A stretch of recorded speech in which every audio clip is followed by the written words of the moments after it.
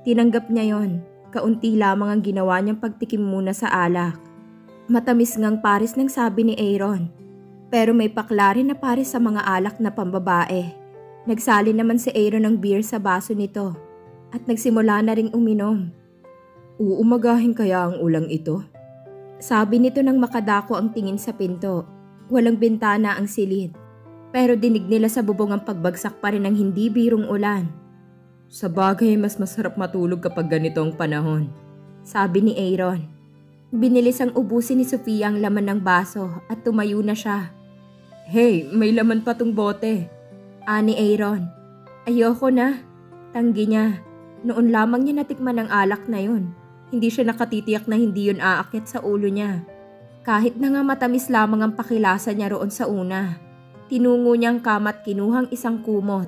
Inilatag iyon sa sahig na malayo sa kama at malapit sa dingding. What are you doing? Maang na tanong ni Aaron na napatayo. Naglalatag ng higaan ko. Diyan ka matutulog? Nakakahiya naman kung ikaw pa rito. Maluwang naman ang kama. Tiningnan niya ng malalim si Aaron na para bang sinabi niyang forget it. Sumama ang mukha ni Aaron pagkuway lumapit at pabiglang hinila sa kanyang kumot. I got it. Parang inis na sabi nito. Alam ko nang iniisip mo at alangan namang patulugin kita riyan. Ako na riyan. Hindi niya inaasahang gagawin yun ni Aaron para lamang sa isang karaniwang kakilalang pares niya. Ang alam niya sa isang celebrity na pares nito, puro pansariling kapakanan ang inuuna. Kinuha niyang isang unan at iniabot kay Aaron. Didn't it ever occur to you na kahit hindi tayo magkatabi sa kama at gusto kong gumawa ng kalokohan ay maaari? Pwede, pero sinisiguro kong pahihirapan kita at hindi birong eskandalo ang mangyayari. Hindi nagbabanta ang tono niya. Ang anyo niya ang nagbabanta. Nakipagtitigan ng pagalit si Aaron, pero una rin naman nagbaba ng tingin at parang inis nang ibinagsak ang sarili sa ginawang higaan sa lapag. Good night, sabi niya ng patalikod na.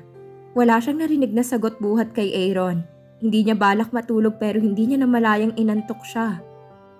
Palagay niya ay maghahating gabi nang maramdaman niya ang paghalik-halik ng kung sino sa kanyang leeg. Pabigla sana siyang babangon ngunit naramdaman wari nang humahalik sa kanyang pagkagising niya. Naagapan agad siya nitong daganan. Aaron! Bulalas niya nang mamukaan sa dilimang forma ng mukha ng lalaki. Bakit madilim? Litong tanong ng utak niya. Parang anag-ag lamang ang liwanag na tumatanglaw sa kanila.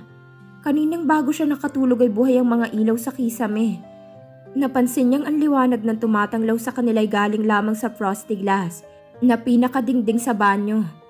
Alam niyang dapat ay magalit siya sa kapangahasang ginagawa ni Aaron. Pero walang madamang ganoon ang isip niya. Hindi nga niya maintindihan kung anong klase ang nararamdaman. Naiinitan siyang hindi niya mawari. Ang bawat daanan ng labi ni Aaron sa balat niya ay waring tumataas ang temperatura. Stop it, Aaron! Waring nakikiusap na sabi niya habang nakatulak ang mga kamay sa dibdib nito. Do you really want me to do that? Sa malapit sa labi siya hinalikan ng lalaki. Amoy pa niyang serbesang ininom nito at ang mabangong sabon na ginamit sa buhok. Just for tonight, be my Juliet and I'll be your Romeo. Gusto na ayaw niyang yumakap kay Aaron. Sabi ng isip niya ay huwag. Sabi naman ng puso at katawan niya ay sige. Narito at nagaganap ng pantasyang kung ilang ulit niyang pinaglalaro noon sa isip. Palalagpasin ba niyang pagkakataong maranasan kung paanong makipag-ibigan kay Aaron Reyes? Kung sa iba lamang marahil ay iisipin ng kailaking swerte pa nga ang dumating sa kanya dahil pinansin siya ng lalaki. Aaron, ngayon ay hindi na nakikiusap ang tinig niya, kundi waring nagsusumamo. Inilapit ni Aaron ang labi sa mga labi niya. Nalunod ang mga pagtutol na nasa isip na lamang niya. Pumikit siya at niyakap ang dalawang kamay sa batok ng lalaki. Tinugon niya ang halik nito, nang para bang mas uhaw pa siya kaysa rito. Naramdaman ng mga kamay nito sa kanyang katawan. Nakagat niya ang ibabang labi para hindi tumakas ang isang buntong hininga ng kaligayahan. Saan na napunta ang mga depensang inilagay niya sa pagitan nila ni Aaron? Para pang siyang may gustong hubarin na lahat ng mga protective clothing na suot niya para ganap na madama ang mga haplos ni Aaron.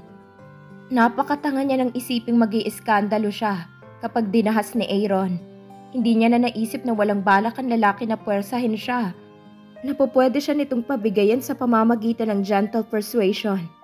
Naghagilap ang kamay niya at nang nakapa ang mga balahibo sa dibdib ni Aaron, ay wala ng pangingiming hinaplos niya yon. Hinaplos niya't di naman ng palad ang mga dulo ng dibdib nito. Iniwan ni Aaron ang paghalik sa mga labi niya. Dahil bahagya itong napahingal, itinaas niya ang ulo at hinalikan ng dibdib nito. Hubarin natin to. Ana sa kanya ni Aaron habang nakatingin sa suot niyang sweater. Inalis nito ang pagkakahawak sa dibdib niya. Bahagya siyang bumangon at tinulungan siya ni Aaron na maghubad ng pang-itaas. Napansin niya, suot pa nitong polong ipinahiram niya, pero bukas na iyon sa harapan. Nakatapi pa rin ng tuwalya ang binata. Pati ito, sabi ni Aaron, na sinimulan ng buksan ng zipper ng pantalon niya. Para siyang batang nagpaubaya, hanggang pati ang mga natitirang maliliit na saplot niyang panloob ay hubarin ni Aaron. Nakadama siya ng pagkapahiya sa pagkakalantad ng katawan. Kaya hinawakan niya ang tuwalyang nakatapi kay Aaron. Hinawakan ni Aaron ang kamay niya, kaya parang dalawa silang nag-alis ng takip nitong tuwalya. Gusto niyang mapahiya nang makita ang kabuuan ng binata, pero hindi siya makadama ng hiya. Parang isang bagay na natural ang pagiging kahubaran nila. They're so beautiful. Ani Aaron ang titigan ng magkabilang harap niya at tuluyan na siyang nagpaubaya sa binata ng buong puso. Saglit waring natigilan si Aaron. Parang namumutlang na patitig sa mukha niya. Dumilat siya. Ikinulong sa mga kamay ang mukha nito at itinaas niya ang ulo para dampian ito ng halik sa labi. It's okay, Aaron. Ani ang pinilit ngumiti kahit nakakaramdam ng kirot sa ibabang bahagi ng katawan. Pero hindi ka pa. I'm saving myself for you. Sigaw ng isip niya, kabaliwan pero nagkatotoo. Naangkin kita, naangkin mo ko. Siguro kung makababalik pang muli ang kawalan ko ng karanasan, iaalay ko uli yun sa'yo kung makikita uli tayo ng ganito. Parang may pag-aalala sa anyo ni Aaron. Go on. Parang nakapawi iyon sa pag-aalala ni Aaron. Pumikit at bahagyang itinaas ang ulo sa kadahan-dahang itinuloy ang nasimulan. Kapwa na sila pawisan at humihingal. Ang pagkakayakap niya kay Aaron ay lalong humigpit. Hindi halos niya namalayang ang mga kuko niya ay parang nakabaon na sa balat nito. Para silang parehong pagod na pagod pagkatapos. You're great, ani Aaron pagkatapos ng ilang saglit. Magkatalikod na silang nakahiga sa kama at nakasandal ito ng bahagya sa headboard. Hinahaplos nito ng isang kamay ang pisngi niya. Inaalis ang ilang hibla ng buhok na nakakapit doon. Tumagilid siya ng higa para hindi makatingin dito. Ngayon na lamang niya naramdaman ng pagkakapahiya. Anong iniisip ngayon ni Aaron tungkol sa kanya? Na isang mababang uri ng babae siya na handang paangkin kahit hindi nito gaanong kakilala? Or worse, sa hindi nito mahal? Pero maniwala naman kaya ito sakaling sabihin niyang ipinagkaloob niya ang karangalan dahil sa pag-ibig? Baka pagtawanan lamang siya ng lalaki. Baka sabihing ipokrita siya at ang katanyagan nitong mahal niya. Gusto niyang maiyak. Nararamdaman niya. Pero kine-question naman niya kung ano ang dapat iyakan. Ang pagkawala ba sa kanya ng isang mahalagang bagay na mulat sa pulay iningatan niya? O ang katotohanang nagpakabaliw siyang ipagkaloob ang sarili sa isang lalaking wala naman siyang aasahan? Siyempre hindi pananagutan ni Aaron ang ginawa sa kanya. Siya pa nga ang nakiusap na gawin yun ng lalaki. Maaaring sinamantala nito ang oras ng kahinaan niya at inutos na makiusap siya. Pero kung may isip siya, hindi niya iyon gagawin. Sa halip iiwas siya sa kapahamakang nakahanda sa kanya. Para na niyang nakikinikinita. Pagkatapos ng gabing ito'y wala na sila ni Aaron. Magiging isang simpleng Juliet na lamang siyang nagpaligaya rito minsan. At natitiyak niya, marami ng ganoong karanasan si Aaron. Mga tagahangang sa pagpapakamatay sa konting atensyon nito ay handang ipagkaloob ang lahat-lahat. Ano pa ba ang pagkakaiba niya? Alam na niya ngayon kung bakit gusto niyang umiyak. Nabababaan siya ng tingin sa sarili. Cheap. Hey. Sabi ni Aaron nang humalik sa kanyang balikat. Walang talikuran. Kahit naman ganoong pinapagalitan na ang sarili, hindi pa rin niya naiwasang mag-init na muli sa simpleng paghalik lamang na iyon ni Aaron. Hindi siya tumutol nang iharap ni Aaron ang higa. Anong iniisip mo? Nakangiting tanong nito. Wala. Inalis ni Aaron ang kumot na nakatakip sa dibdib niya. Yumuko ito, tinalikan siya. Napahumindig ang katawan niya. Natural na reaksyon ang itinugon niya. Ang pagyakap sa leeg nito.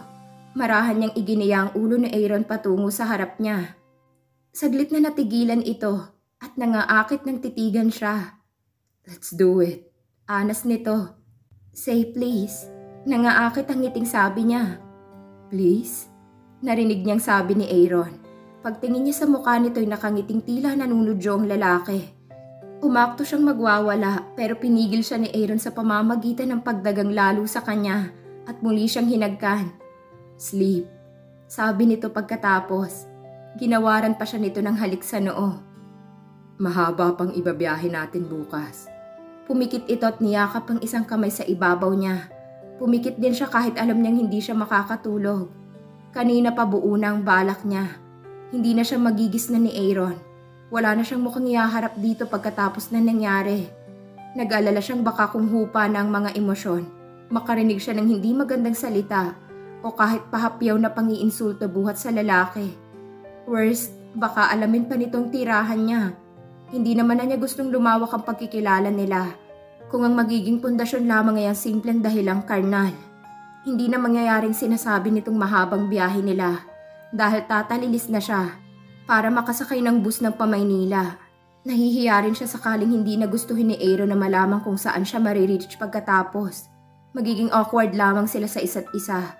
At anong sasabihin ni Aaron pagbaba niya ng kotse? Thanks for the good time? Baka masampal lamang niya ito.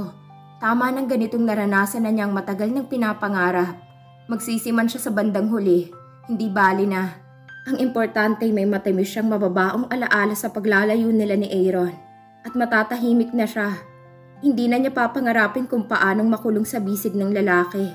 Hindi na niya patuloy na aasamin ang isip na mayakap ito. Hindi na liligaligin ang isip niya sa katanungang paano kayang makipag-ibigan kay Aaron. Pero matatahimik nga ba siya? Hindi kaya iniispol na siya ni Aaron para sa iba? Ngayon pa lamang ay nararamdaman na niyang hindi na niya hahangaring may iba pang lalaking umangkin sa katawan niya pagkatapos ni Aaron.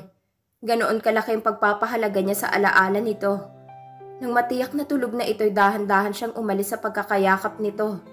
Kinakabahan siya ng bahagyang gumalaw ang lalaki, pero hindi naman ito nagmulat. Inilagay niya ang isang unan sa pwestong iniwanan niya. Iniyakap niya roon ang kamay ni Aaron. Hinagilap niyang nagkalat na kasuotan at isa-isa iyong isinuot. Nakita niyang suot pa ni Aaron ang polong ipinahiram niya, kaya ipinasya niyang iwan na lamang yon. Tiningnan niya ang oras sa rilong suot. 3:45. May biyahe ng pa-Maynila at natitiyak niyang wala ng ulan base sa katahimikan sa paligid. Wala na rin pumapatak sa bubungan. Kung may tubig pa sa kalye, hindi na problema yon kapag nakasakay siya ng bus. Patiyad ang mga galaw na tinungo niyang maleta at bag na nasa ibabaw ng tokador. Inilagay niya roon ang brush matapos saglit na pasadahan ng buhok. Maingat din siyang nagsapatos. Handa na siyang umalis nang ilang saglit na titigan ang natutulog na porma ni Aaron. Gusto niya itong halikan, halik na pamamaalam. Pero nag-aalala naman siyang magising ang lalaki at pilitin pa siyang sumabay dito. Pinigil na lamang niyang paghahangad na madampian ng halikang lalaki. Binitbit niyang maleta at tinungo ang pinto. Ilang saglit na tumayo siya roon. Pinagmasdan si Aaron na parang ayaw pa niya itong iwan. Ano kaya at sumabay na ako sa kanya? Sabi ng bahagi ng isip niyang gusto pang patagalin ang mga oras nang magkapiling sila ng lalaki. Hindi na. Siya na rin na nagsabi sa sarili. Tutal sa ganoon din magwawakas ang lahat. Sa paghihiwalay. Mabuti nang hindi sila makaranas ng awkward na sitwasyon. Baka lihim pa siyang pasalamatan ni Aaron na siya nang nag-save sa isang embarrassing situation. Goodbye, Romeo, sabi ng isip niya. Hindi niya maipaliwanag ang kirot na nadarama sa puso. Mag-aalas 7 nang dumating siya sa pinangangasirahan sa Sampaloc. Isang malaking bahay yun na may 4 na silid. Ang isa ay okupado ng biyudang may-ari na si Aling Toya. Ang 3 ay pinauupahan. Sa isang silid na katabi ng kay Aling Toya, bagong kasalang nangungupahan. Ang lalaki, si Tony, ay dating boarder ni Aling Toya. Clerk ito sa isang bangko sa Maynila. Nang mag-asawa ito ay doon na rin itinirang na pangasawa. Kahera dati sa isang department store ang napangasawa nitong si Virgie. Nang pakasal ang dalawa'y pinatigil na lamang ni Tony ang asawa sa pamamasukan. Hintayin na lamang daw ang magiging anak nila para maalagaan ng husto. Ang umuuko pa sa ikalawang silid ay ang estudyanteng magpipinsan na sa UST nag-aaral. 3 babae na halos magkakasing gulang. Siya lamang ang nagsosolo sa silid na kasamang pagkain sa upa sa bahay. Masasabi ring siyang pinaka-well-off sa mga nangungupahan sa bahay na yon. Nang ibabang palapag ay paupahan ding komersyal. Tindahan ng mga bicycle parts at bisikleta mismo. Mag-4 na taon na siyang boarder ni Aling Toya. Nagkahulihan na sila ng loob ng babae. Parang nakatagpo na rin siya ng pangalawang ina sa katauhan ng babae. Palibhasa'y sabik din sa mga anak si Aling Toya. Kaya napagiliw ng husto sa kanya. 3 anak nito ngunit lahat ay nasa abroad. Ngunit iba-iba nga lamang ng lugar. Ang dalawa'y may pamilya na at tipong hindi na gustong bumalik sa Pilipinas. Puro babae ang anak ni Aling Toya. Ang bunsong si Millie na isang nurse ay 22 lamang na pares niya. Naisip noon ni Sofia na kaya malapit ang matandang babae ay dahil sa pagiging magkaedad nila ng bunso nito. Saka marami raw silang magkatulad na ugali. Inabutan niya naghahanda ng pagkain sa mesa si Aling Toya nang dumating siya. Nabigla ito nang makita siya pero kaagad ding natuwa. Abay, anong oras ka umalis sa inyo niyan, ha? Tanong nito na natigilan sa paglalagay ng plato sa mesa. Mga 4:30 ho, pagsisinungaling niya. Walang kamalay-malay si Aling Toyang na hindi siya sa kanila galing. Mabilis din ang biyahe, no? Nag-isip na sabi ng babae. O, di hindi ka pa nag-aalmusal. Nagkape nga lamang ho ako eh. Isa pang kasinungalingan. Tumakas siya sa lodge nang walang laman ng sikmura, kaya parang nangangalam ngayon ang tiyan niya. Humahabol ka sa taping nyo ngayon, ano? Oho, 8:00 ang usapan namin magkikita sa harap ng New Frontier eh. Yung tama raw na LMDS ang sasakyan naming magkakasama dahil hindi namin alam yung bahay na pagsushootingan sa Taytay. O, kumain ka muna. Daragdagan kong niluto ko. Akala ko kasi ako lang ang kakain eh. Ano ho bang niluto nyo? Nagprito lang ako ng daing. Dala yun ni Mabet, galing probinsya. Pasalubong daw niya sa akin. Isa sa mga estudyanteng tenant ni Aling Toyang ang tinutukoy nito. Napahiya sa sarili si Sofia nang maisip na wala man lamang siyang nabiling pasalubong sa kasera. Gayong dati-rati kapag nauuwi siya sa kanilang probinsya, bumibili siya ng pasalubong sa tindahang hinihintuan ng sinasakyan niyang bus. Paborito ni Aling Toyang ang homemade pickles at palitaw na may sabaw. Nagmamadali ho ako kaya hindi ko man lang kayo naibili ng pasalubong. Parang humihingi ng paumanhin sabi niya. Ko, hindi bale. Ani Aling Toyang na iwinawasiwas pa ng bahagya ang isang kamay. Gusto mo bang ipagluto kita kahit konting bacon? O hotdog na lang kaya para mabilis? Meron ho ba tayong suka at siling labuyo? Meron. O tama na ho yung daing, mas gusto ko yon. Talaga? Oho, para hindi na kayo magluto. Maliligo lang ako at kumain na tayo. Nakasanayan na nila ni Aling Toyang na kung nasa bahay din lamang siya ay nagsasabay sila sa pagkain. Tuwing umaga sinasadya siya talagang sabayan ng babae. Para raw ganahan siya dahil ang almusal ang pinaka-importanting meal maghapon. Gaano man siya nagmamadali, hindi ito papayag na hindi siya kakain kahit kaunti. Daig pa nga ang tunay na ina kung alalahanin siya. Pahinga ka ng konti bago maligo at baka mapasmang paa mo. Pahabol na sabi ng babae nang makitang papasok na siya sa sariling silid. Oho, sabi niya. Tutal naman maaga pa. Ko, hindi naman nag-uumpisa talaga ng maaga ang taping nyo. Hindi nga ho. Pero baka iwan ako ng mga kasamahan ko kapag hindi ako dumating ng on time sa meeting place namin. Hindi, wala silang naging makeup artist. Madali hong makapag-troubleshoot yung sining. Kakontak agad yun ng pansamantalang kapalit ko.